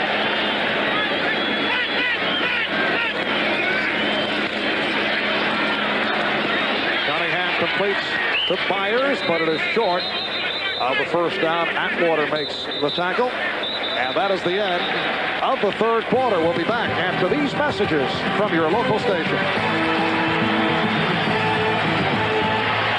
After the Reggie bar named after Reggie Jackson, there's the Isaiah bar named after Isaiah Thomas. And now, by golly, the Randall bar. Randall Cunningham with a new candy bar with a very handy place here for an autograph. No, that's what sells. Would you like mine, Marv? What is that, the Parcells bar or autograph? No, that's Randall's candy bar. It's scrambled. Yes. You know, after the scramble, peanuts and caramel. Very nice. And I saw you munching on one earlier. There's a shank punt. Jeff Eagles would like to have that one back as this fourth quarter gets underway. The Eagles 27 and the Broncos nothing. And Mr. Stats, our statistician Elliot Kalb, has that one down as a 16-yard punt for Eagles. The Denver Broncos take over at the 45-yard line through 3 quarters. All Philadelphia. Time of possession 29 minutes to just under 16. Someone told me you could hold Denver to 52 yards with John Elway playing quarterback for 3 quarters. I would have been willing to bet on that. Elway going incomplete. Pass intended for Mark Jackson. The thing that's happening here in Philadelphia that I sense differently, in all honesty, Marv, even from the times that they had great wins over us, I sense a crowd confidence in the team that I haven't sensed before. I mean, they were enthusiastic and exuberant and some of the best fans in the league. But I think this game today, 2-0, Randall back, and the performance that they put on has got the whole crowd excited about the prospects of the season. And you were received, I would have to say, I watched you down on the field earlier in what has to be termed as cordial fashion. Elway able to complete. Moves put on by Arthur Marshall. John Booty and Eric Allen combining for the tackle, and that goes for 24 yards. Well, that's the biggest gain of the day. John gets Marshall coming across. Now, you know, guys like Arthur Marshall are in this game because some of the top Denver receivers, Vance Johnson and Michael Young, are on the verge of coming back, but they're not ready yet. Dan Reeves said yesterday, if these guys could just hold the fort until those guys get back, they'll be in pretty good shape because they're getting experience for their young guys as well as playing and winning games. It's a draw play for Greg Lewis. And he has a first down, so Denver with successive first downs, only 4 for the day. That goes for 12 yards. Yes, Steve Sewell, who you referred to earlier as one of the satellite players, out with a broken ankle. He's out until December. Vance Johnson out along with Michael Young. And here's another young guy, you know, Greg Lewis, University of Washington, in for Gaston Green. Now, if you can get your young, even in a losing situation like this, you get your young players experience, it can serve you well later on in the season. Sammy Smith also sideline. They're looking to get him into the lineup. One-time Miami Dolphin. Elway with the punt. Penalty marker thrown downfield as Elway is taken down. Well, that's going to be pass interference on Isaiah Jenkins. John uses a classic play fake where it's a hitch and go. He fakes the slant, pumps his arm, makes the defensive back think he's going to throw it, and then pulls the ball back down and tries to throw the go. And Jenkins knew he was fooled there, and he just grabbed hold of the Denver receiver.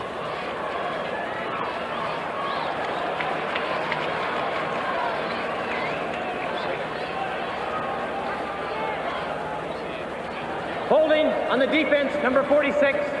2 men in motion at the same time on the offense. Penalties offset. We'll replay first down.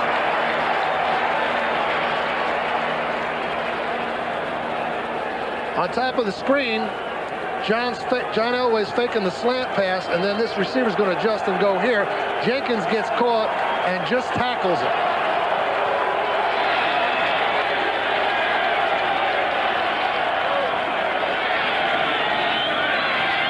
Break for the Eagles with the penalty also called on Denver. So it's a first down at the 20-yard line. Minute 40 gone by in the fourth quarter.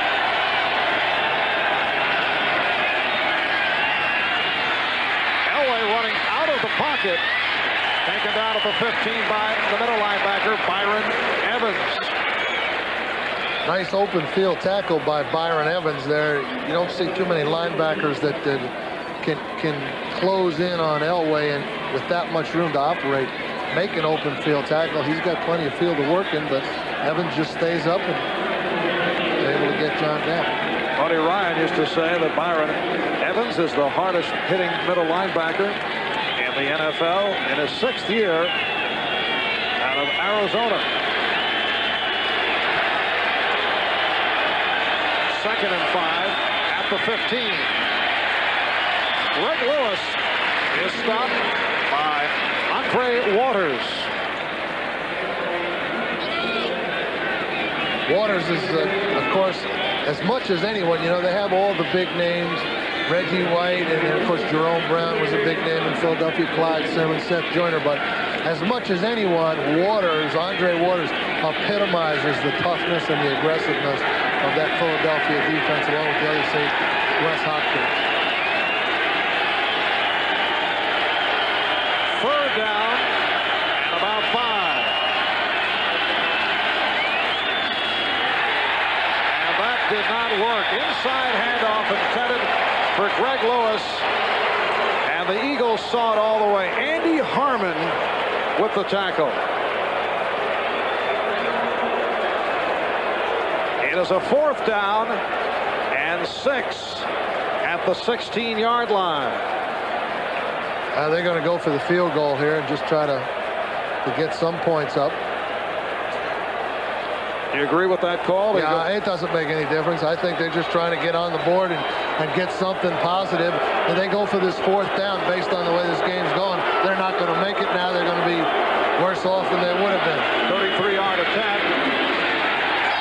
No good.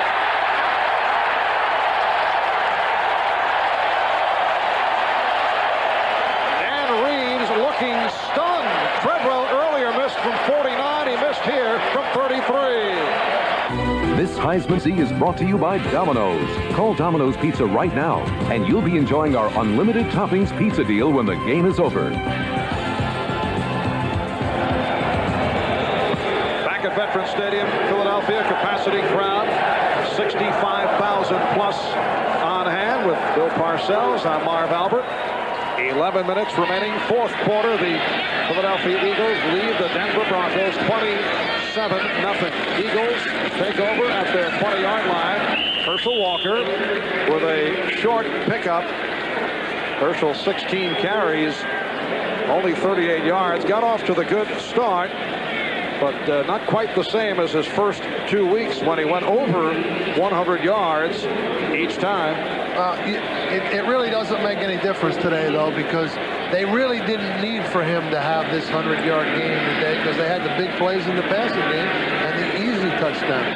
But Herschel will provide them the balance running and the ability to deliberately drive the ball down the field as the season goes on. It's a good resource. Yes, he certainly has set things up for Randall Cunningham, who has been outstanding. 17 of 24, 3 touchdowns, and another completion.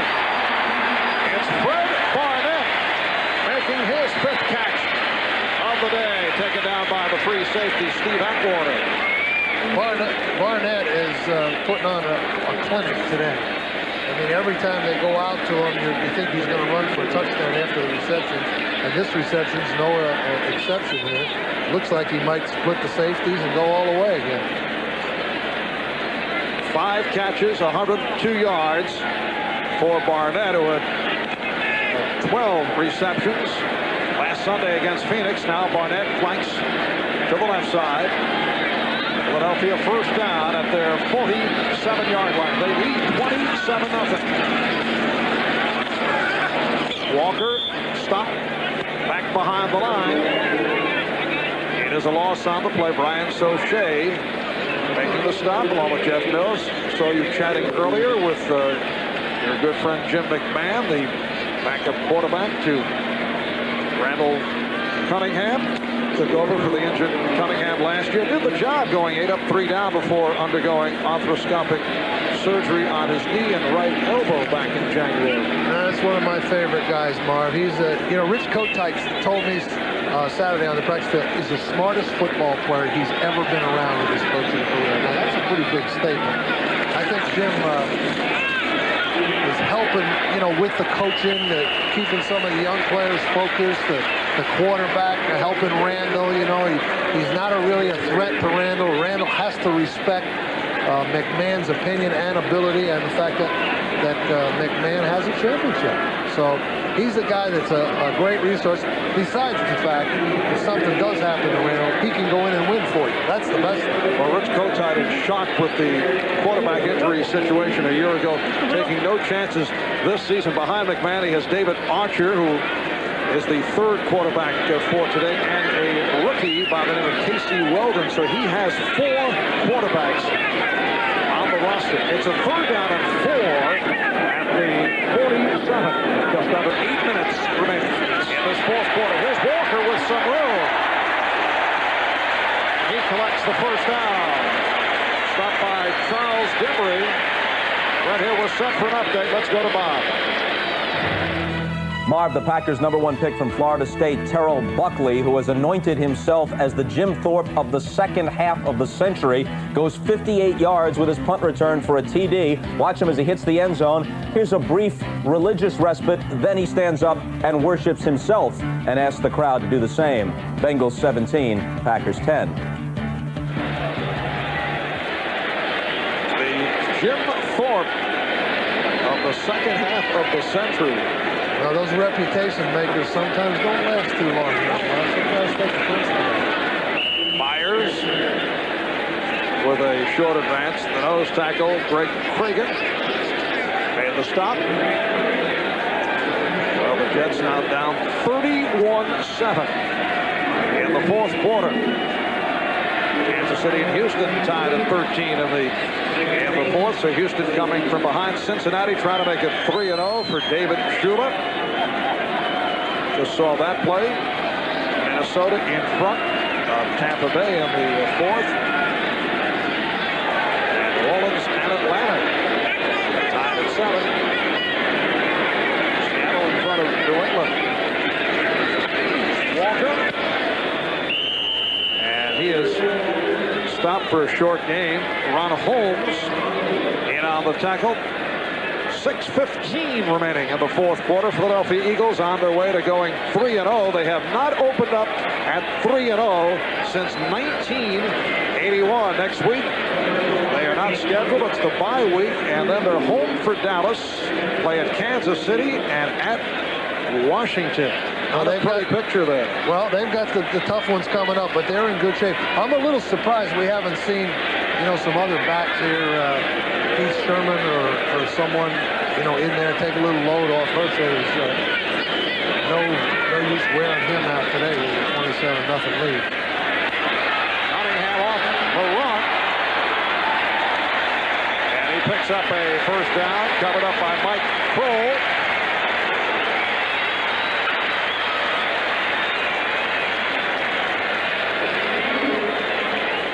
Another example of Randall escaping the pressure. The outside's open. He's pointing the receiver downfield. Now he just turns it on and protects himself with a nice head first slide, picks up a couple yards. As I said, Randall's confidence, to me, today, just looking at him, having seen him so much, he looks more like the Randall Cunningham that I'm used to seeing than he did on the two films that we looked at. It's a first down at the 23, ninth play of the drive. And it is Walker, bottled up by Jeff Mills. We visited yesterday at the Eagles practice with a one-time AFL quarterback, primarily with the New York Jets, Dick Wood. He's now, there he is, running backs coach for the Eagles. And we were discussing Wood last week. Had a conversation with Jay Schrader of the Raiders, who certainly has the arm strength, one of the stronger arms in the NFL. But you were saying Dick Wood can do some interesting things with the football in his day. Well, Dick Wood had a very, very strong arm. He used to stand underneath the flagpole and throw the ball straight up and take bets that he could get it over the pole. A most intriguing this, activity. And this was back in the 50s, you know, Marv, when he was a young guy coming out. He might not get it over that Vet Stadium flag there, but coming out of Auburn's where he played his college football, and he used to stand under those flagpoles and throw the ball straight up. But he told us yesterday the furthest he could ever throw the ball was 75 yards. Now, Schrader said he could throw it 87 at one time. And we had a guy at New England named Russ Francis, a tight end, who threw it 90. And they say Bo Jackson could throw it well over 80 yards. Russ Francis threw 90 yards? 90 yards. And there are some quarterbacks who can do that on their knees, not 90 yards. As Walker, the third down is stopped. But there are quarterbacks who have the strength to do it while on their knees. What do you mean on their knees? What are you talking about there? What other betting activity? Oh, I see. You mean that one that just testing the arm strength? Correct. Yeah. Yes. I see. I didn't know. Yeah. I thought you're supposed to, if you're a quarterback, you're supposed to try and stand up, aren't you? Thanks, Bill. Roger Ruzek will attempt a 35-yard field goal. It's a 4th down and 4 down at the 17. 2:35 remaining in this 4th quarter. Ruzek earlier hit from 50. He is 3 for 3 on the day. Eagles lead it 30-0. On NBC is brought to you by Mitsubishi, bringing you a full line of award-winning automobiles. Mitsubishi, the word is getting around. By the people at Nike, who encourage you to just do it. By Radio Shack, America's technology store nobody compares. And by Delta Airlines. At Delta, we love to fly, and it shows. It has been total domination by the Philadelphia Eagles. A very impressive performance. They lead the Denver Broncos by the score of 30-0. Roger Ruzek, who a moment ago converted his 3rd field goal of the day with the approach and the kickoff. And another good kick. Arthur Marshall will stay right there. 2:20 remaining in the 4th quarter. We'll be back in a moment.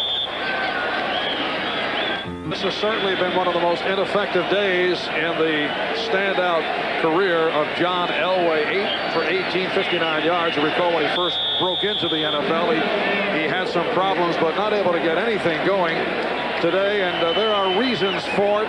The unsettled offensive line, lack of a running game, and the Eagle defensive unit also had something to say about that.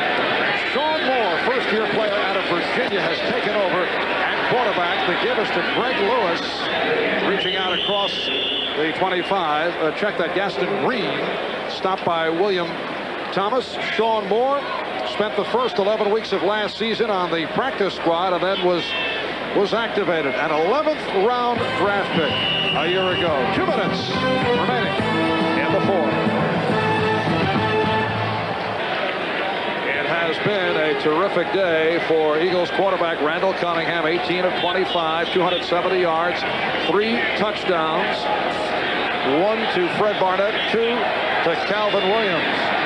And the Eagles with a 30-0 lead on the Broncos. 2nd down and 5. Sean Moore goes down inside the 10. Clyde Simmons with the sack. We're set for another update. Let's go to Bob Costas. Marv, a good one at the Astrodome. Here's Warren Moon zipping this one 21 yards to Ernest Gibbons for the go-ahead touchdown. And the Oilers take a 20-13 edge over the Chiefs. And as we get to the post-game show following the Eagles and the Broncos, we'll try and have you look in on the end of the game at the Astrodome. Let's go back to the vet. All right, Bob. Sean Moore, who just took over for John Elway, making his NFL debut, was taken down. 4th sack of the day by the Eagles. 2nd for Simmons, who had 3 last week, so that's 5 for the season for the Pro Bowl right defensive end.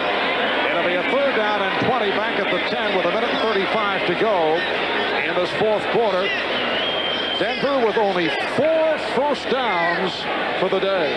This is the kind of consistency that that Rich Kotite had been hoping for. I know all the Eagle players, almost to the man, Reggie White was saying the other day when we talked to him that the inconsistent, one time the offense would play well, one time the defense would play well, the special teams would let them down, and then vice versa, that situation.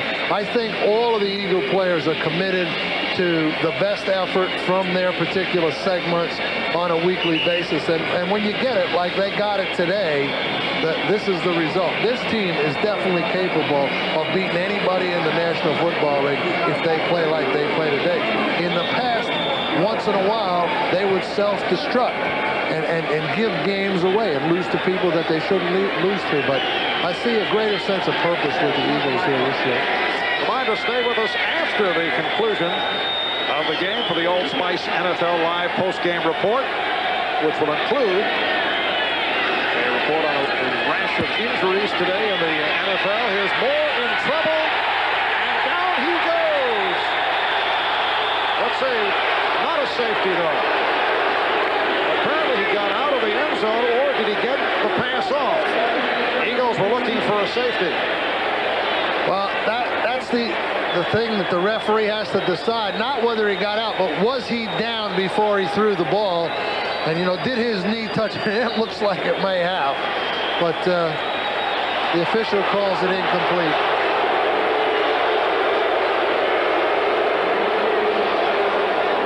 You see Moore, looks like he is down, but what's 2 more points when it's 30-0, right?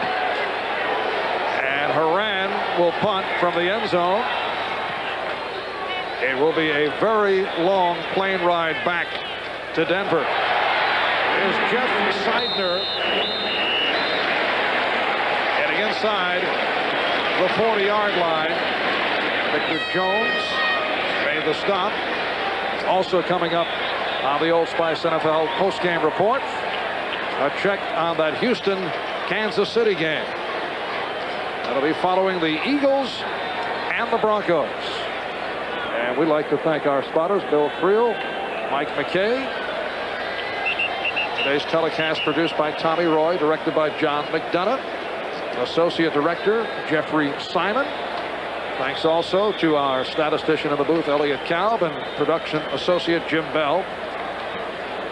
So the Philadelphia Eagles at the Denver 35-yard line. Would you question Randall Cunningham's presence on the field at this point? You know, I might. I think maybe David Archer, but he's just going to kneel down here. You know, some quarterbacks don't like to be taken out at this time of the game. They like to enjoy this thing. This is some quarterback's favorite play right here. Now they're out there, you know, they can shake hands with the other Denver guys and say nice game, and we'll see you down the road maybe. A little socializing opportunity. Yeah, that's right. And although I don't think the Broncos are in that particular mood.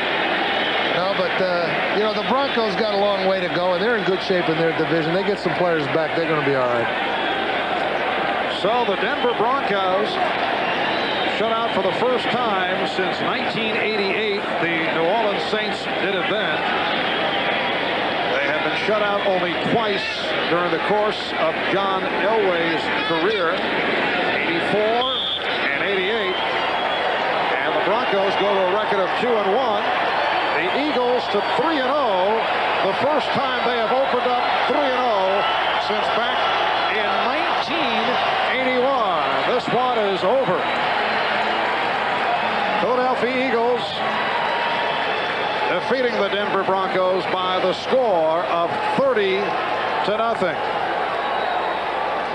On a very difficult day for John Elway, certainly one of the worst in his 10-year career, and the Broncos with only 4 first downs for the game. Eagles do it by the count of 30-0. Randall Cunningham throwing for 3. 2 to Calvin Williams. We'll be right back. In Philadelphia, Eagles with a 30-0 romp over the Broncos. I mentioned the success of Randall Cunningham. The final stat line, 18 of 25, 270 yards, 3 touchdowns, no interceptions. And John Elway, only 8 of 18, just 59 yards, and he was sacked 3 times. Now stay tuned for the Old Spice NFL Live post-game report.